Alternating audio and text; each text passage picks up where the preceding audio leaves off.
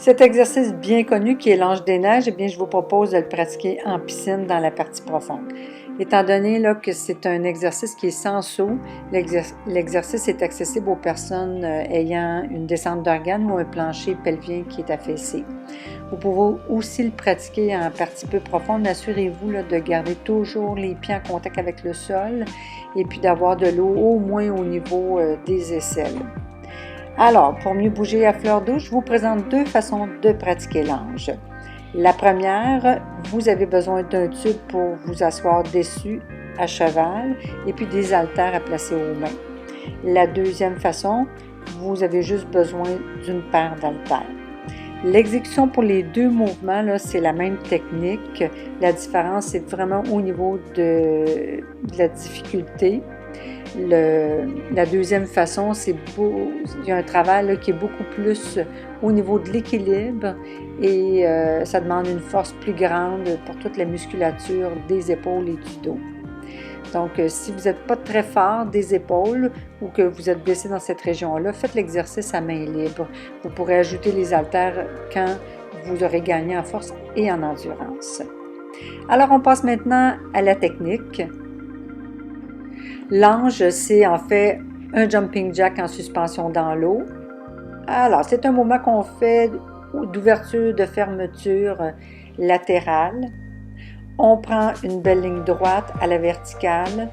La tête reste toujours dans le prolongement de la colonne. On a la nuque dégagée sur toute la durée du mouvement.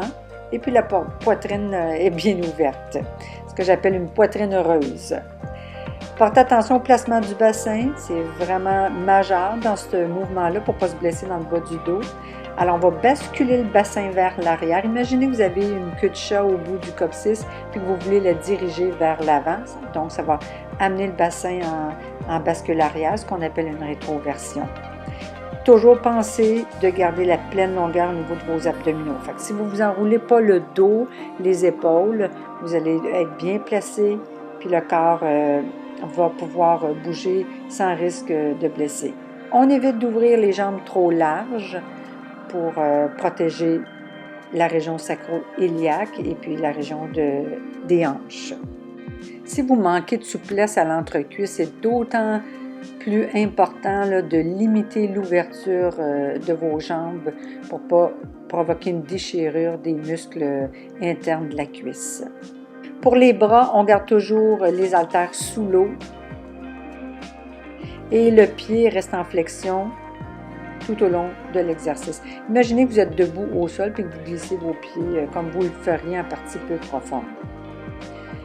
Et puis, évidemment, ce qui bouge, c'est les bras, les jambes.